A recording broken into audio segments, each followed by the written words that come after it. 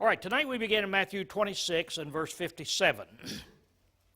Now, last week we began in the denial of, the giving up of Jesus and where they come out to take him, and so we're down now to coming into the death of Jesus. Last week, where we were was in the Garden of Gethsemane, and this was on a Thursday night. On a Thursday night, the Lord was partaking of the Passover. That's when he brought in the doctrine about the Lord's Supper.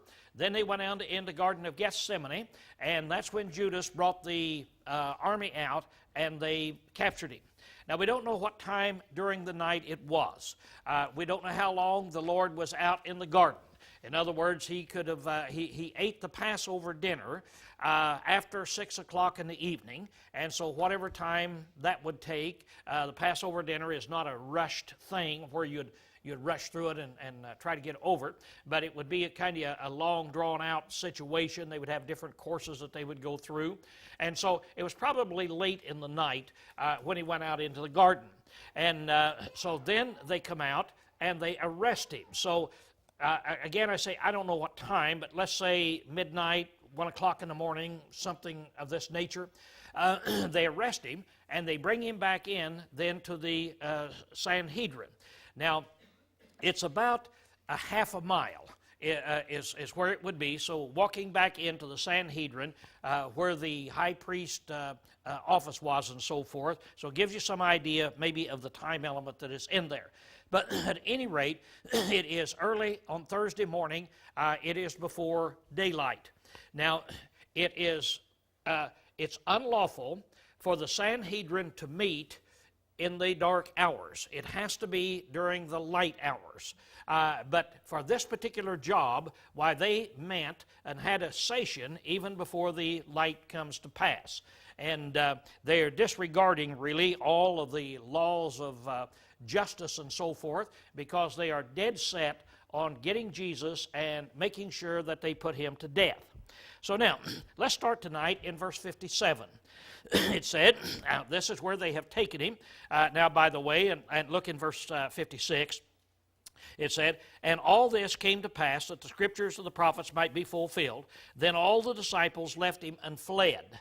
Now, they're taking Jesus back in. All of his disciples have fled away from him. Now, here's what we will find. If you read the book of Mark, Mark says that there was a young man there who fled, and they reached over and grabbed his tunic and pulled it off of him, and he fled naked. Now, it is conceded by everybody I know that that would have to have been Mark.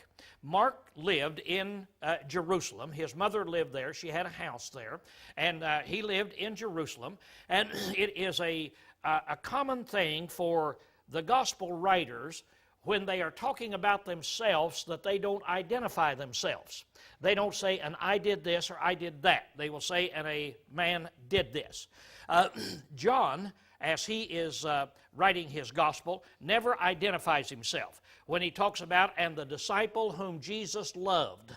And so everybody says that obviously is talking about John, but they don't identify themselves. Now, that's probably what Mark did. So as you look at this, here we have these 11 disciples that are out there. The 11 disciples fled, and Mark was out there with them, a young man, and he fled, and they grabbed his tunic and pulled it off of him, and it said he fled naked. Now, when you stop and you think about some of these things, you look at them, and in some way there's a lot of humor, and of course this is a horrible event that has happened here. But as you look at this young man, you've got to stop and think for a moment. He was scared, wasn't he? See? He was really scared. Now, the scholars tell us that the word for this tunic that they pulled off of him was an expensive garment. It wasn't just the regular garment that they throw on for everyday work, but it was an expensive garment, and he left it there, and he fled away naked. Now, the others then go their way. Now, Peter and John, they are going to follow the crowd up to the high priest's house, and they will get in to be able to see some of these court proceedings, as we will see tonight. And then the other disciples, we don't know what happened to them. They all fled and they left, just like Jesus said that they would.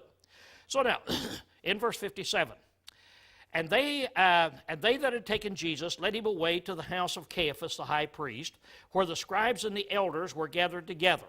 Now remember, the two high priests that we've got, which one of them was the legal high priest of the Romans? Caiaphas. And who was the high priest of the Jews that they recognized as the legitimate religious high priest? Annas. Now, they take him immediately to Caiaphas, because Caiaphas is the legal high priest. He's the one that they want to get in there, get the legalities going, get the job done. Let's sentence this guy to death. Now, it said in verse 58, but Peter followed him afar off under the court of the high priest and entered in and sat with the officers to see the end. So Peter is coming up, and he finally gets in, and we'll see in a minute how he gets in there, but he's in there to see what is going to happen to Jesus. Now the chief priest and the whole council sought false witness against Jesus, that they might put him to death. And they found it not, though many false witnesses came. So they're trying the very best they can to get some false witnesses in here, because they have to make it look good. They have to make it look like it is legal. So when the false witnesses would come in, they would ask them questions, and you have to do this. See, you can pay them, you can get the false witnesses to come in, but then you have to ask questions. Okay, what did you see? Well, I saw this. Then you call in the next witness, and the next witness contradicts that. Well, now you're in trouble. Even though both of them are liars, both of them are false witnesses, both of them are trying to tell the story in order to get Jesus put to death, yet upon questioning, they will contradict each other in the story.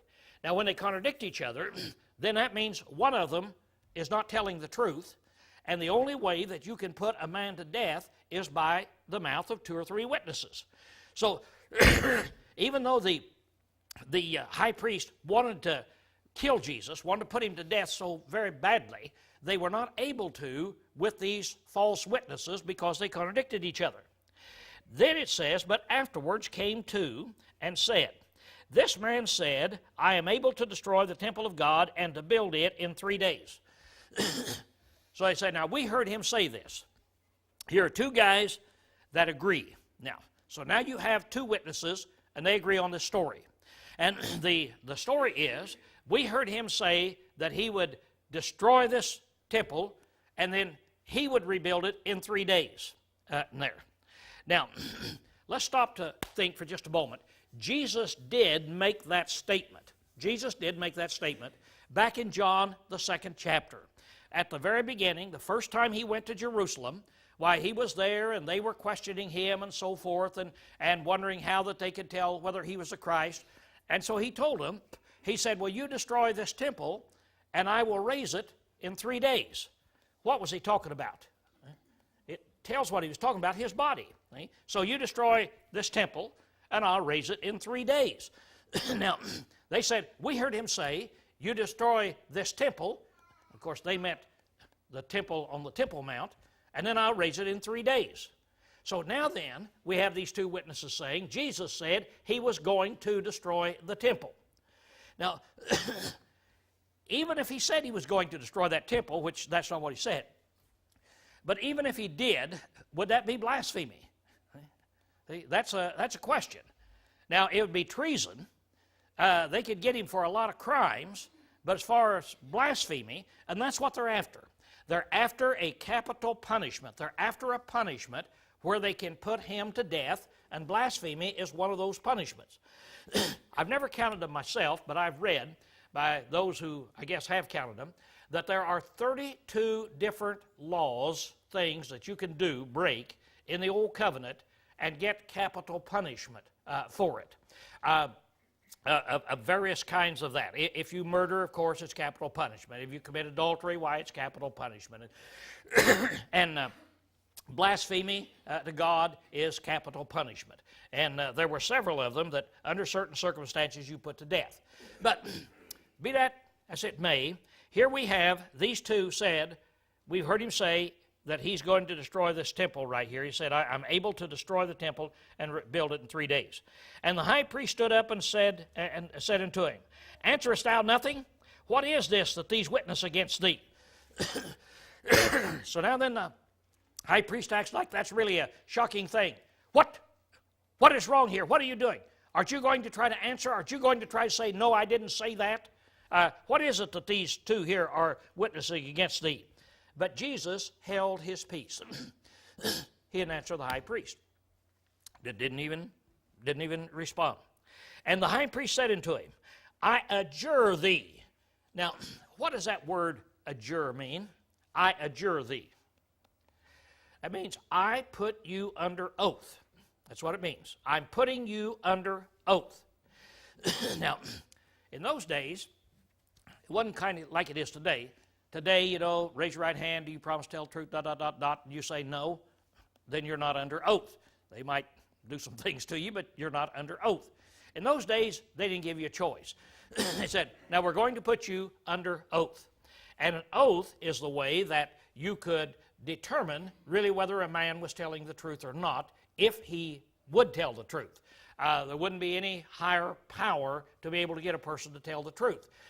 There is a passage in, I think it's Leviticus 5, that states that if a man refuses to answer under oath, then he is assumed to be guilty. If he won't answer, then he's assumed to be guilty there. So this is probably what he's talking about here. So now, putting Jesus, now I'm going to put you under oath. You're going to have to answer this question right here. So it's the high priest. He has the authority. I adjure thee by the living God. That's the way we would say, do you promise to tell the whole truth, so forth, so help you God? See? Now I put you under oath by the living God, that thou tellest whether thou art the Christ, the Son of God. Now he's asking two questions. I want to know whether you are the Christ, and I want to know whether you are the Son of God. All right, if he answered, I'm the Christ, would that be blasphemy? That within itself would not be blasphemy, because they were expecting the Christ to come. They were expecting the Christ to be a man.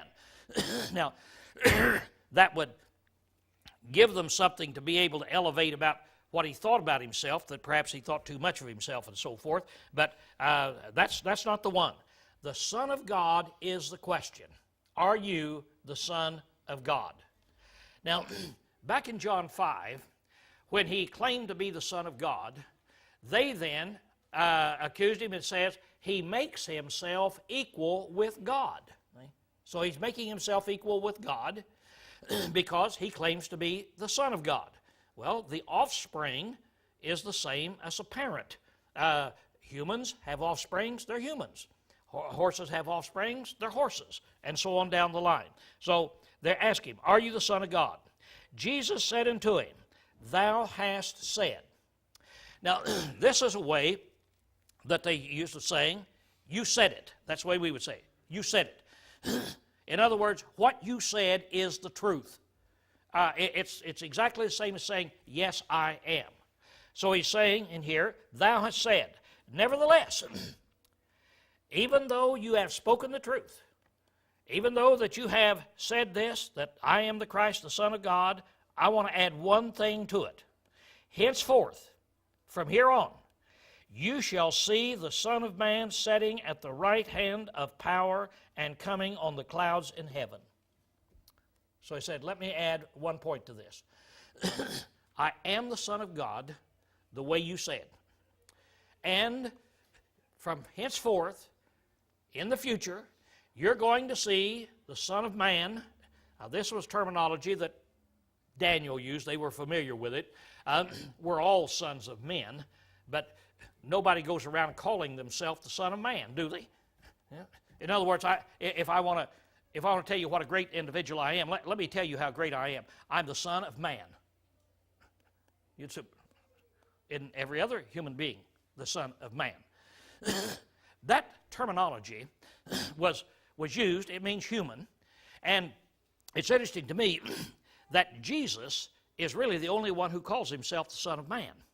Other people call him the Son of God, that he's the Son of God. And that's the amazing thing. From humans' viewpoint, from our viewpoint, he's the Son of God. From his viewpoint, he's the Son of man. He's human. What is it that Jesus had done? He'd given up of being on equality with God, come down to become a human being. He's the Son of man. So from here on, you're right, I'm the Son of God, and you're going to see me, this man here, who is really deity, you're going to see me sitting on the right hand of power, it's a way of saying the right hand of God, and coming on the clouds of heaven. I will be making my appearances in a way that you cannot hold me back. I will be the ruler of mankind. Tell me one particular event that happened of which he has promised he would come on the clouds of heaven, and he did come on the clouds of heaven, and what was it talking about? The destruction of Jerusalem. Now, when will Jerusalem be destroyed in reference to this point?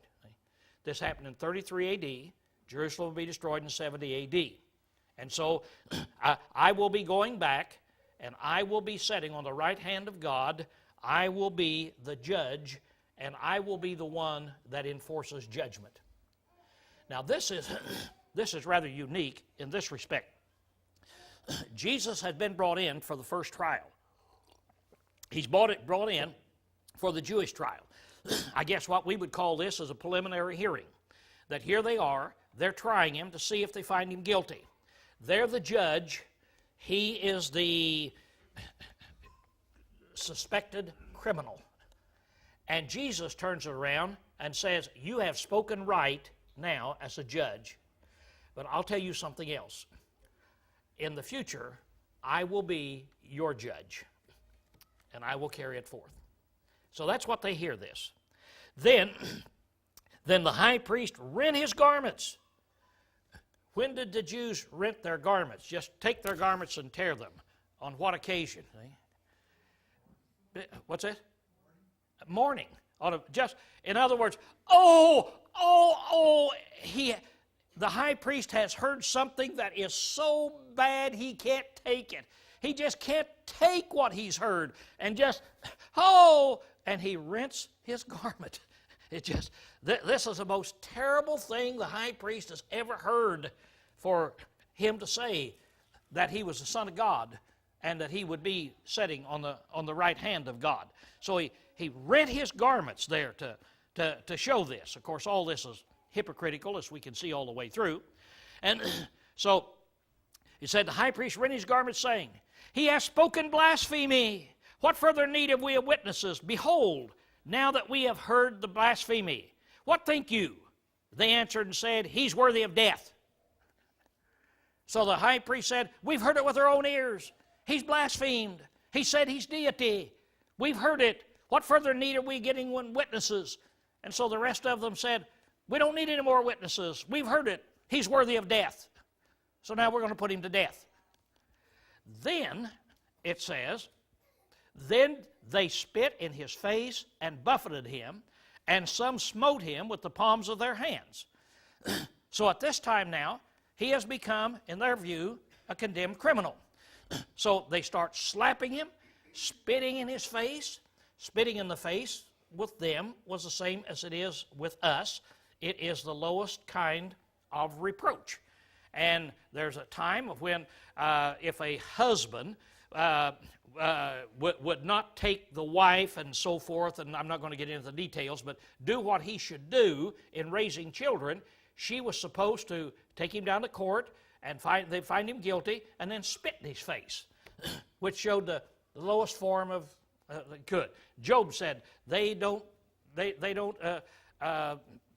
give up in spitting in my face, just showing how they were reproaching him and so forth. So they were spitting on Jesus. They were beating him.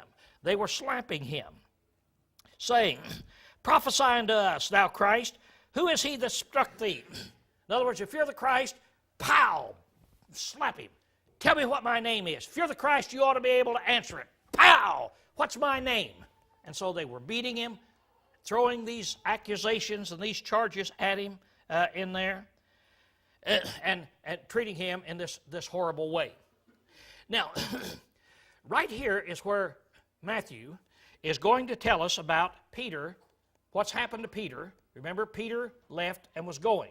So now we're going to stop with Jesus here, and we're going to go back to the Garden of Eden, the Garden of Gethsemane, and we're going to pick up Peter, and we'll bring him over now, and what was he doing while all this was going on. Then in chapter 27, we'll pick up our story and go back then with the trials of Jesus again. So that's where we're stopping right now.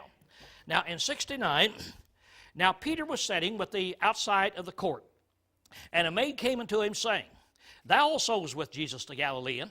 And he denied before them all, saying, I know not what thou sayest. And when he was gone out into the porch, another maid saw him, and saith unto them that were there, This man also was with Jesus of Nazareth. And again he denied with an oath, I know not the man.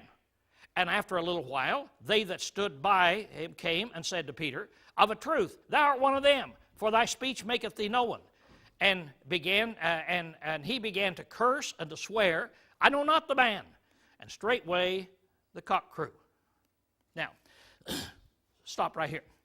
I read all of this, and what I want to do is I want to try to put it together now. And I want to take Matthew, Mark, Luke, and John, and we'll try to make a running story, and we will see how these things happen. Matthew tells the view, Mark tells it, Luke tells it, John tells it. Each one of them will tell a little additional thought in there about telling how Peter got into the court and telling what he was doing while he was in the court and some various things. So we'll kind of take a running start and we will look at it in this way.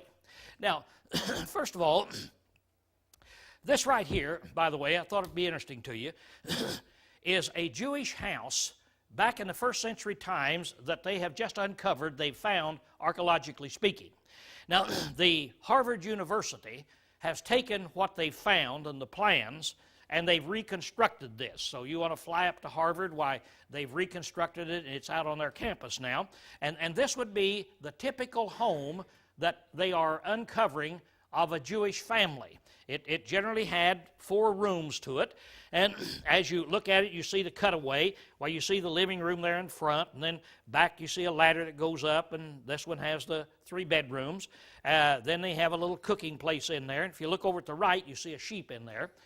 They had a place, so that's where they would keep their animals inside the house there, and have a little place in there to do that.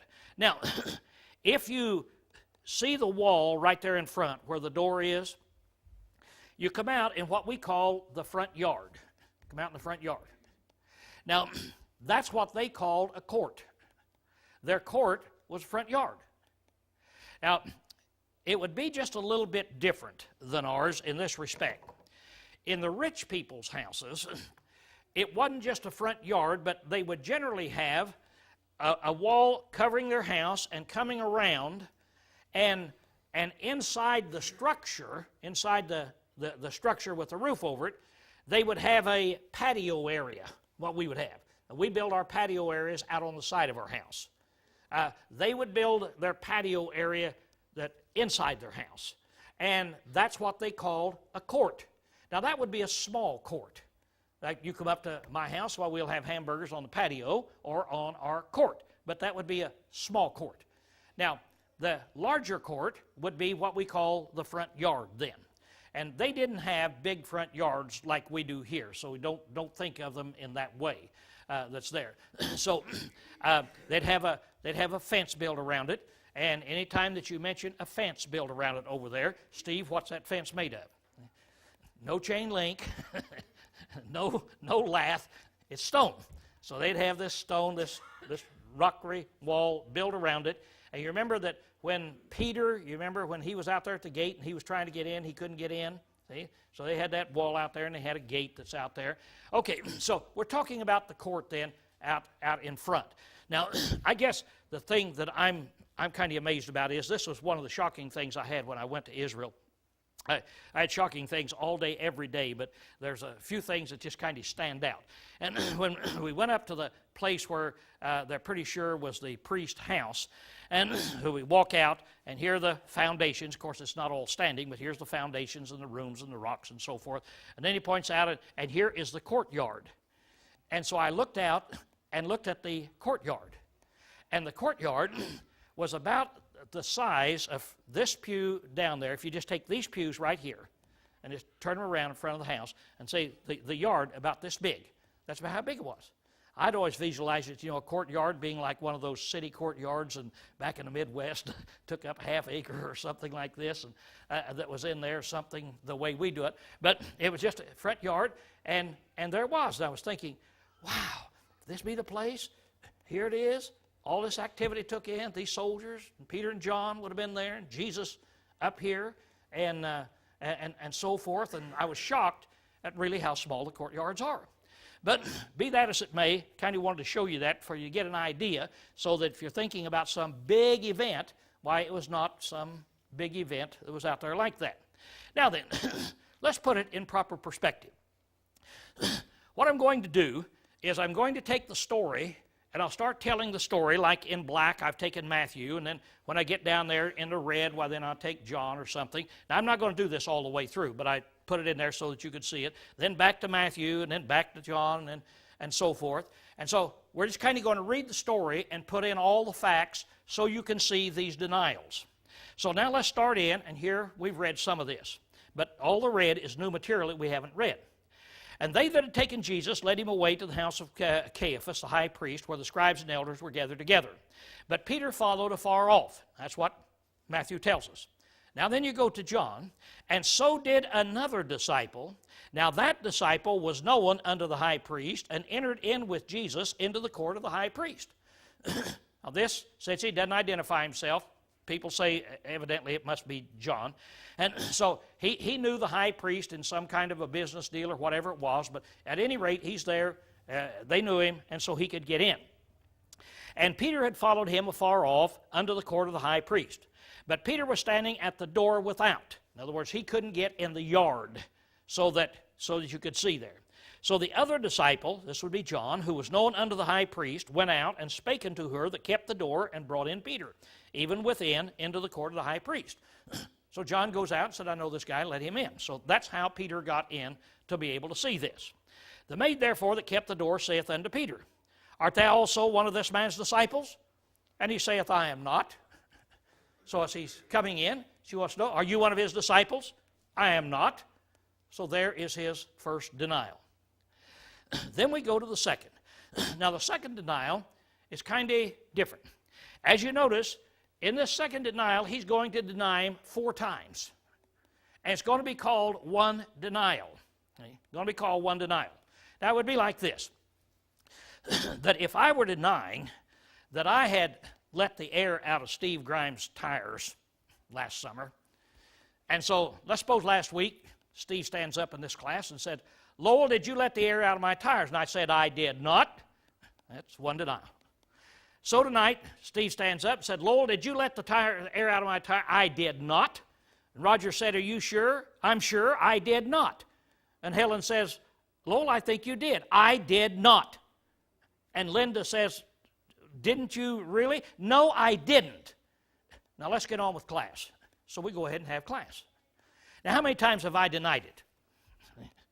Well, I denied it 4 times. I did not, I did not, I did not. But now next week, we come in and you ask me again in class. No, I didn't deny it. I mean, I didn't do it. Now, as you're going away and you're telling the story, you know what Lowell did? Lowell let the air out of Steve's tires, and he denied it on how many occasions? How many times? He denied it 3 separate times. Last week, this week, next week. Now this is what is going to do. These things came just pow, pow, pow, pow, and so it's considered really the second denial. Now the servants of the officers were standing there, having made a fire of coals, for it was cold. And they were warming themselves, and Peter also was with them. Peter sat with the officers in the midst of them to see the end. he was sitting with the officers and warming himself in the light of the fire. Now, as Simon Peter was sitting beneath the court, now the court, it would be held up on the porch, and he's down in the front yard in the court, but he's up, it would be held up here. Now Simon Peter was sitting beneath the court. There cometh unto him a certain one of the maids of the high priest, and seeing Peter, as he sat in the light of the fire warming himself, she looked steadfastly upon, saying, Thou also was with Jesus the Galilean, the Nazarene. This man was with him. But he denied before them all, saying, I know not what thou sayest. I neither know nor understand what thou sayest. Woman, I don't know him. So he's denying. And they said unto him, they came back and said unto him, Are you one of them? One of his disciples? And he denied and said, I am not. He got up and he jumped up on the porch. And he went out into the porch, and the cock crew. And when he was going out into the porch after a little while, another saw him and said, Thou also was one of them. But Peter said, Man, I am not. And another maid saw him and began to say unto them that were there, This is one of them. This man also was Jesus of Nazareth. And he again denied with an oath, I know not the man. So now he denied with an oath. Now an oath is just what we think it is. It's where you say, I swear to God I will do something.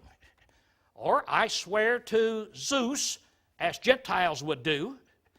Now what did Peter swear by? I don't know whether he swore by God or not, but what was a Jew? What's the only way a Jew could swear? By the name of God. See? And so he denied with an oath, and I would suppose it was that way. God is my witness, I don't know this man. So, he used an oath of some kind. That is the second denial. Now, the third denial. After the space of about 1 hour, another confidently affirmed, saying, Of a truth, this man was also with him, for he's a Galilean. But Peter said, Man, I know not what thou sayest. Again, they that stood by came and said to Peter, Of a truth, thou art one of them, for thou art a Galilean, for thy speech maketh thee known. One of the servants of the high priest, being a kinsman of him, whose hair Peter cut off, said, Did not I see thee in the garden with him? But Peter therefore denied again. Then he began to curse and to swear, I know not the man of whom you speak. And immediately, while he yet spake, should be, the second time the cock crew. Now, he began to curse and swear. The swear in here is not swearing like we think. It's taking an oath. I swear I'm not. So it's like the oath that he took before, so he's still swearing. Now, the big thing is he began to curse. That word curse is translated, some people, in some translations, profanity. It's a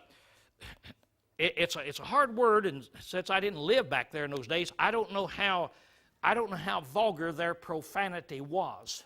But here's what the word means. It means that you bring a curse down upon people. That he began to say, in other words, you cursed people, you be cursed. Now, of course, who's going to curse? Who's going to curse the people? See? He's bringing the curse of God down upon them. Now, do you see that magic word that is used out so oftentimes of where people are talking about God damning certain people, and then they make it into one word, you see? Well, this is what Peter is actually saying, that God will condemn you, see? You will be damned in his eyes for doing this. He's bringing the curse of God down upon them. And so, in our language today, it's obviously hardcore profanity in using that particular word, of which I never think about using. But and somehow bringing that curse of God down upon them. So it's generally said profaning. So he began to, it's totally inappropriate, out of the ordinary, totally unacceptable in what he's doing. Now, while he did this, just as he did it, immediately the cock crew the second time. Now, what had Jesus told him? This very night, Peter, this very night, you will deny me 3 times before the rooster crows twice. And so it says then, 75, And Peter remembered the words which Jesus had said, before the cock crow, thou shalt deny me thrice. Now, I think it's John that says, when the cock crew, Jesus turned his head and looked directly at Peter. I want you to think about that. Peter has denied him the third time in very, very harsh, vulgar terms. The cock crows, and the Lord, sitting up there on the judgment seat, turns and looks at Peter. What would have gone through his mind? It said, and he went out and wept bitterly. So it cut him to the quick, and he went out then and didn't stay, and went out and wept bitterly. I can't imagine what the man went through when the Lord turned and spoke to him. Now, in chapter 27, now when morning was come, all right, now this then is Friday morning that we've got here now. And now then it says, and when morning was come, all the chief priests and the elders of the people took counsel against Jesus to put him to death. Now then, they've got the whole council together, and they said, we've heard him blaspheme, and now we've got to put him to death. And they bound him and led him away and delivered him up to Pilate the governor. Why are they going to take him now to Pilate? Pilate is the Roman ruler. The Jews had control of Jerusalem and their own system, and they could punish people. They had the authority to punish people, but they could not exert capital punishment. They couldn't put them to death. The only way they could put him to death is turn him over to the Romans and have the Romans to put him to death. So they take him to Pilate now because they're going to see that Jesus is put to death. It's in here. Now, right here is where Matthew brings up Judas. Now, he's going to bring up Judas, and he's going to tell us what Judas did so that we'll pick up the story and go on with the trial then, the condemnation. Now, when you look at it, and you see it in here, Judas had to have waited until they took him to Pilate that next morning to go do this very thing. Because all the Sanhedrin, I think it's Luke that tells us, all the Sanhedrin went to Pilate. Then they dealt with Pilate, and then they came back after the death sentence was pronounced. They came back, and they were there when Judas came. The Sanhedrin was there when he threw the money down. So I want you to see kind of the chronological order in here. Judas didn't go back in the middle of the trial. Peter's going to tell us about it, because if he doesn't tell us about it, then where's it going to be? So he just tells us about it before he gets into this trial. So here's what happens when Judas comes back. Now, let's see what happened to him. Then Judas, who betrayed him, when he saw that he was condemned, repented himself and brought back the 30 pieces of silver to the chief priest and elders, saying, I have sinned in that I have betrayed innocent blood. Now, Judas came back and repented. Now, we use the word repent. I think all of us have learned the definition of repent. What is the definition of repent?